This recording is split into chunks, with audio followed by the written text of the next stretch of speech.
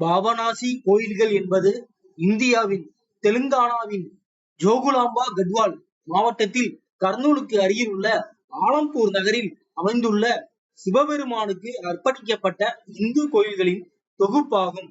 ஸ்ரீசைலம் நீர்மீன் திட்டத்தால் ஏற்பட்ட நீரில் மூழ்கியதால் கோயில்கள் ஆலம்பூர் நவபிரம்மா கோயில்களுக்கு அருகிலுள்ள அவற்றின் தற்போதைய இடத்திற்கு மாற்றப்பட்டன. பாப வினேஸ்வரர் கோயில் பாபநாசி கோயில் குழுவில் உள்ள மிகப்பெரிய கோயில் இது. இது ஒரு பெரிய தூண்முக மண்டபம், அந்தலா மற்றும் ஒரு சிவலிங்கத்துடன் கூடிய ஒரு கருவறை ஆகியவற்றை கொண்டுள்ளது.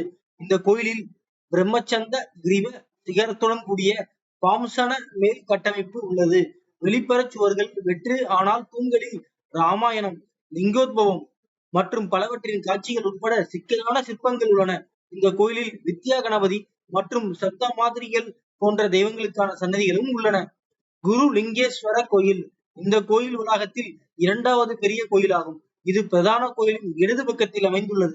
இது ஒரு முகமண்டபம், அந்தாலா மற்றும் ஒரு கருவறை ஆகியவற்றை கொண்டுள்ளது. கோயிலின் தூண்கள் நன்கு பாதுகாக்கப்பட்டு இந்து புராணங்கள் மற்றும் இதிகாசங்களுடன் தொடர்புடைய மினியேச்சர் சிற்பங்களை கொண்டுள்ளன. கூரையில் அஸ்ததிக் பாலகர்களுடன் சிவபெருமான் மற்றும் விஷ்ணுவின் வெவ்வேறு அவதாரங்களின் படைப்பு வேலைப்பாடுகள் உள்ளன. குழுவில் மீதமுள்ள கோயில்கள் சிறியவை மற்றும் சிவலிங்கங்களை கொண்டுள்ளன. கோயில் வளாகத்தில் மொத்தம் 18 சிவலிங்கங்கள் உள்ளன.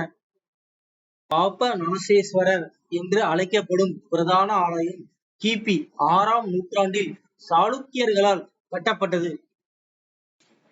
இந்த கோயில்களின் தொகுப்பு பெரும்பாலும் இடிபாடுகளில் இருந்தாலும் இந்திய தொல்பொருள் ஆய்வுத் துறையால் தொல்பொருள் மற்றும் கட்டிடக்கலை பொக்கிஷமாக பட்டியலிடப்பட்டுள்ளது. இதே போன்று காண கிடைக்காத அரிய பொக்கிஷங்களாக பார்க்கப்படும் பல கோயில்கள் உங்கள் கைகளில் தினம் தினம் உங்களை தேடி.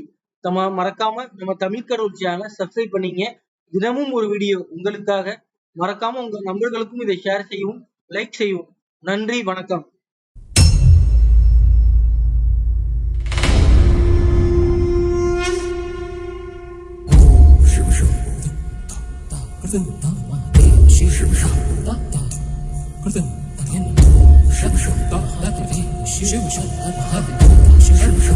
是不是？